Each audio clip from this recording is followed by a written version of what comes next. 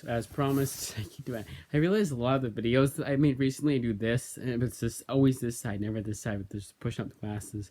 But this video is going to be the floppies review because I didn't finish two of the books and they were floppies. So I was like, oh, let's make one the trades, the trade paperbacks and hardcovers, the collected editions, and then the other ones is the floppies.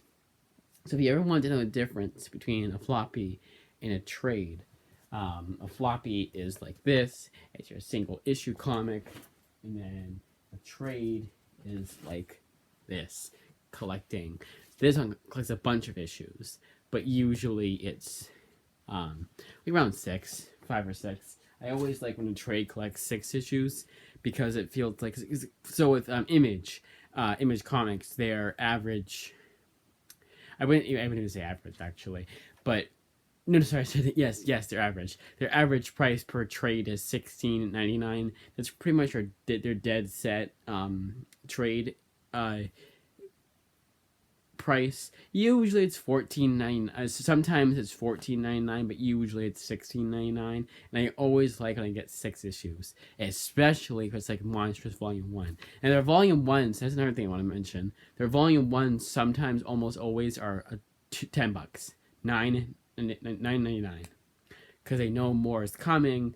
Sometimes yes, sometimes no, but they know more is coming for the most part, so they'll have like at least a volume 2, and it'll be $14.99 or $16.99.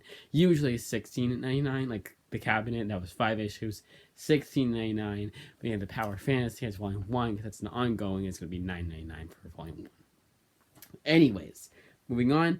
Okay, so these floppies, I'm going to hold up each I'll like, if it's 4 issues, I'll hold up all 4 issues, but I'll only do it like this.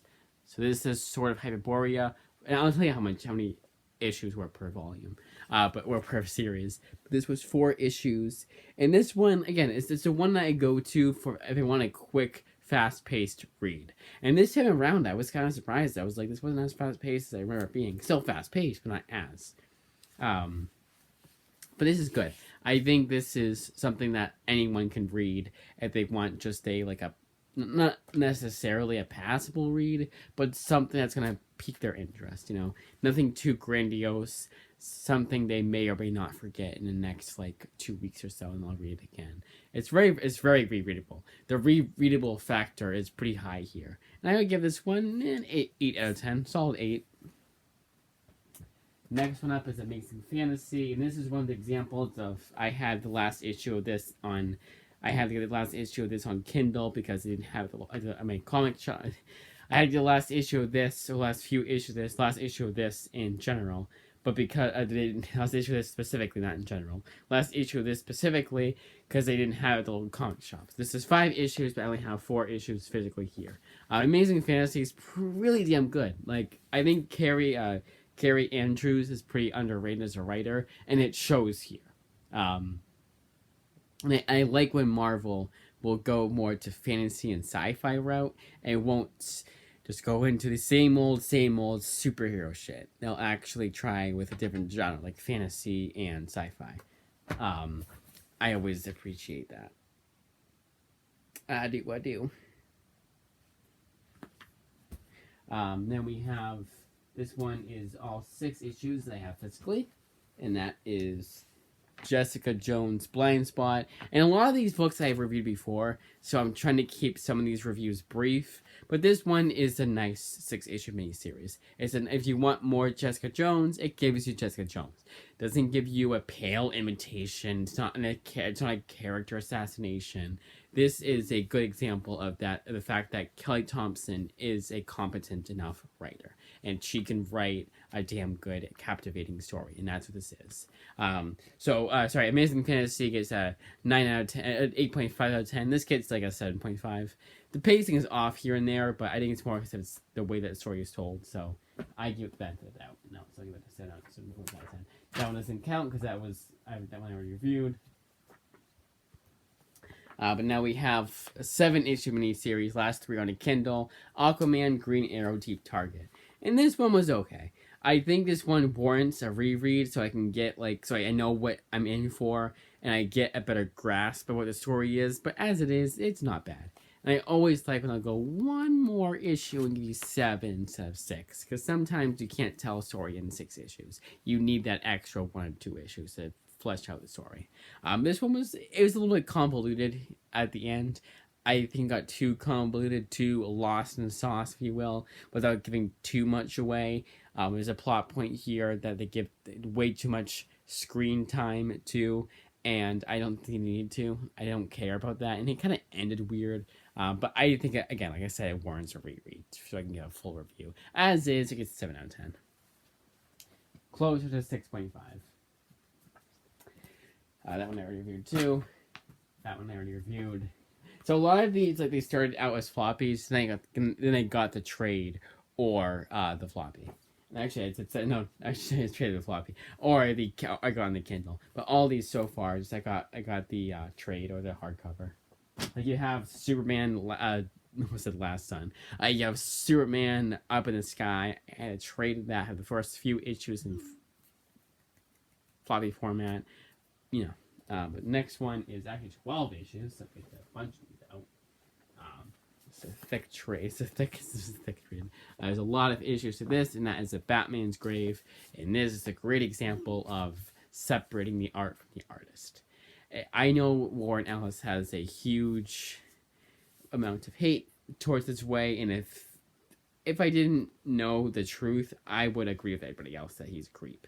And he kind of is still, but read into it. I think a lot of people should read into it. But this is damn good. This is The Batman's Grave by Warren Ellis, and this is really damn good. This is criminally underrated. And nobody talks about this book. I know it's because by Warren Ellis, but definitely worth reading. 9 out of 8.5 out of 10. I don't think it's quite 9 out of 10. Batman 1 next. Actually, Batman back to back. That's kind of nice. Alright. Batman Killing Time, first 3 in trades. First 3 issues in floppy format. The rest were in digital format. And this one was a mess. This one is the example of so you know how some director's cuts will just like put in deleted scenes and they don't really add too much to the story. They just make the movie longer. That's this. Way too much dialogue. So much dialogue per panel per page that it would make Stan Lee blush. That's how bad it is here. This is a modern ass comic. Definitely one of the worst books not one of the worst, but one of the most overwritten books I've read in a long time. And this is modern stuff, so no excuse to have this much dialogue. That's the main I just realized I had the same ad on the back for each issue. That's the main main criticism for this book. Everything else, it's pretty investing if it wasn't so overwritten. It would be a good read if it wasn't so overwritten. It's overwritten as hell. Then we have Robin and Batman, and you would think this being 50 pages per issue, it would be overwritten, but this is not. This is perfect pacing. This is another great example of why Jeff Lemire is an unstoppable force when he's a writer. When it comes to his writing, this is outstanding. 9 out of 10 material. So I'll go over them again. I do my out of 10 review. The Question, Deaths of Vic Sage, does politics and comics right, and also when it's just its own story, it's pretty interesting.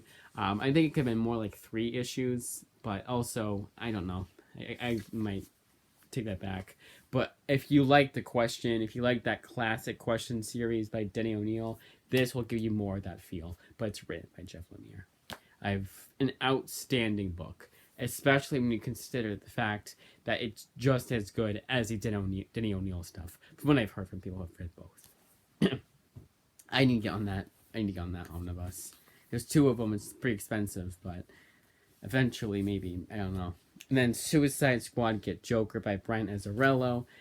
We would have a contender for... Yeah, I wouldn't even say that. I would say this is still pretty good. It's just some pacing issues here and there. I think Brian Azzarello, it would be faster paced, and for whatever reason, I thought that it would be faster paced, because again, it's the second reread, so you would think, oh, you remember how fast-paced it was or how slow-paced it was the first time you read it. And sure, I kind of did, but not really also. Like, there were certain points in this book where I was like, I remember that being a bit more faster-paced, but I think I was just remembering it wrong. So in that regard, I think this is still good, and I'll go over, again, when I go over these again, I'll do my out of 10 review, but I want to show this. Can you guys stay together? This is the same time. Alright, so I'll go over these again and give my out of 10 reviews. Alright, Sword of Hyperborea gets 8 out of 10. Amazing Fantasy gets an 8.5 out of 10. Jessica Jones Blind Spot, I'll be fair, I won't put pacing into the factors, it's kind of unfair, and I'll say 8 out of 10. Aquaman Green Arrow Deep Target, a 7.5 out of 10. Batman's Grave, this is 12 issues by the way, and it gets a 8.5 out of 10. Closer to a 9 than an 8. And then we have Batman Killing Time. That's a 5 out of 10. Robin and Batman gets a 9 out of 10. The Question, Deaths of Vic Sage gets an 8 out of 10. Closer to an 8.5 though. And then Suicide Squad Kid Joker gets a 7.5 out of 10. And that is it. That is that, as they say. And then, what are we at? 11 minutes. Nice.